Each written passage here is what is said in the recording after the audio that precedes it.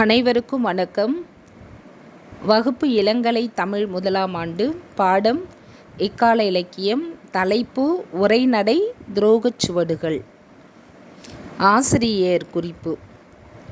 துரோகச் சுவட்டின் ஆசிரியர் வே. இறையன்பு. இவருடைய சொந்த ஊர் சேலம் மாவட்டம் காட்டூர் கிராமம். இவருடைய பெற்றோர் வெங்கடாச்சலம், பேபி சரோஜா.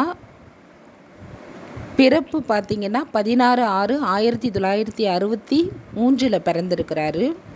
இவருடைய பணிகள் இந்தியாவில் தமிழகத்தில் இந்திய ஆட்சிப்பணி அதிகாரியாக இருந்து ஓய்வு பெற்றவர். எழுத்தாளர், சிறந்த கல்வியாளரும் கூட, சமூக ஆர்வலர், தன்னம்பிக்கை பேச்சாளர். இவருடைய படைப்புகள் 100க்கு மேற்பட்டது.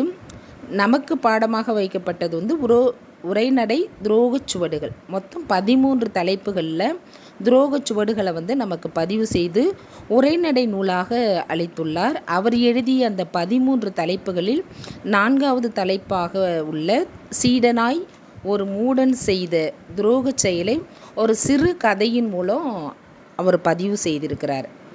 இப்போ துரோகம் என்றால் அதுக்கு நிறைய பழமொழிகள் இருக்குது. வளர்த்த கடா மார்பில் பாயுது, உண்ட வீட்டுக்கு ரெண்டக நினைக்கலாமா, தீட்டின மரத்திலே பதம் பார்க்கலாமா, ஊட்டின கையையே கடிப்பது போல, தானம் கொடுத்த மாட்டை பல்லை பிடித்து பார்ப்பது போல, ஏற்றிய ஏணியை எட்டி உதைப்பது போல, எப்போதும் பிச்சை போடுகிற மூதவியுமா போடவில்லை என்றெல்லாம் துரோகம் குறித்து நிறைய பழமொழிகள் இருக்குது. ஆனால் விசுவாசம் குறித்து இருக்கும் பழமொழிகளை விட துரோகம் குறித்து இருக்கும் பழமொழிகள் தான் அதிகம்னு சொல்கிறாரு வே. இறையன்பு. ஏனென்றால் விசுவாசிகள் குறிஞ்சி பூவை போலவும் துரோகிகள் நெருஞ்சி பூவை போலவும் இருக்கிறார்கள் அப்படின்றதையும் அவர் பதிவு செய்திருக்கிறார். அதாவது இந்த துரோகம் என்பது நம்பினவர்களே நம்மை துரோகம் செய்வது தான். அதில் யார் யாரிடலாம் எதையெல்லாம் நம் சொல்லக்கூடாதோ அதையெல்லாம் எப்படியெல்லாம் இருக்க வேண்டும் என்பதை ஒரு எச்சரிக்கைப்படுத்துவதாக அவர் கூறக்கூடிய சில பதிவுகள், யாரிடமும் நம் வாழ்க்கையில் அத்தனை ரகசியங்களையும் பகிர்ந்து கொள்ளவே கூடாது அப்படின்னு சொல்கிறாரு. யார் எப்போது மாறுவார்கள் என்றே நம்ம சொல்லவும் முடியாது. மனைவியை கூட நமக்கு எதிராக சாட்சி சொல்லக்கூடும் அப்படின்னும் பதிவு செய்திருக்கிறாரு. நம்மளுடைய அனுபவத்தை, அதாவது அது மற்றவங்கள்ட்ட எதையுமே பகிர்ந்துக்க கூடாது. நாம் எல்லா ரகசியங்களையும் அப்பட்டமாக நம்ம பகிர்ந்து கொண்டால் இன்று வரை நண்பனாக இருப்பவன் நாளை எதிரியாக கூட மாற மாட்டானா அப்படின்ற ஒரு உத்தரவாதம் இல்லை அப்படின்னு நினைக்கக்கூடிய அளவுக்கு துரோகங்கள் இன்றைய காலகட்டத்தில் அதிகமாக இருக்குது. இன்றைய காலகட்டம் மட்டுமில்லை, எல்லா காலகட்டத்திலும் துரோகம் என்பது இருந்து கொண்டே தான் இருக்கிறது. அதற்கு ஒரு சிறு கதையையும் பதிவு செய்திருக்கிறாரு இறையன்பன். அதாவது தற்காப்பு கலையை கற்றுத்தருகிற ஆசிரியர் ஒருவர் அந்த காலத்தில் இருந்தாராம். அவரிடம் கை தேர்ந்த மாணவன் ஒருவன் அந்த தற்காப்பு கலையை கற்றுக்கொள்வதற்காக அவருடைய பள்ளியில் சேர்ந்திருக்கான். எல்லாவற்றையுமே உடனுக்குடன் அவன் கற்றுக்கொண்டான். மற்றவர்களுக்கு கற்றுக்கொள்ள 3 மாதம் தேவைப்படுமா. ஆனால் இந்த மாணவன் மட்டும் 3 நாட்கள்லேயே கற்றுக்கொள்ளக்கூடிய அளவுக்கு அவனுடைய முயற்சியும் இருந்தது, உழைப்பும் அவனிடம் இருந்தது. ஆனால் குருவும் எல்லா கலைகளையுமே அவனுக்கு கற்றுக் கொடுத்துருக்கிறாரு.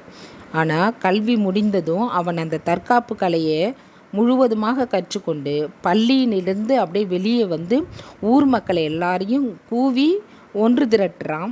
நீங்களெல்லாம் மிக சிறந்த மாஸ்டர் என்று நினைத்து கொண்டீர்களே, இவரையே என்னால் வீழ்த்திவிட முடியும் தெரியுமா என்று ஒரு சவால் விடுறான். தோள் தட்டுறான், கொக்கரித்தான். சீடர்களுக்கெல்லாம் ஒரே பதட்டம். இப்படி ஒருவன் நடந்து கொள்வானா என்று யாரும் எதிர்பார்க்கவில்லை. ஊர் மக்களுக்கும் ஆர்வம். மகனை போல அனைத்தையும் கற்றுக் கொடுத்தாரே, இந்த குருவையே இவன் வீழ்த்தி விடுவானா என்று எல்லாரும் தடுமாற்றம் அடைகிறாங்க. மாஸ்டரோ அவன் குரலை சட்டை செய்யாமல் அவருடைய பணியிலேயே அவர் மூழ்கி இருந்தார். ஆனால் அவனோ மீண்டும் மீண்டும் குரல் கொடுக்கிறான்.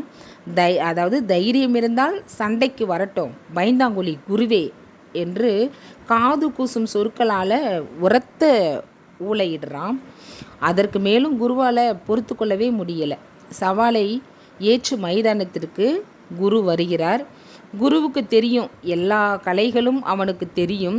ஆனால் அவனோ இளைஞன், குருவோ வயதானவர். உடலில் வலிமை போட்டியை தீர்மானித்து விடுமே என்றுதான் அனைவருமே பதற்றப்பட்டு கொண்டிருந்தார்கள். ஆனால் குரு முதல் அசைவிலேயே வித்தியாசமாக நகர்ந்து அவனை ஒரே அடியில் வீழ்த்தினார்.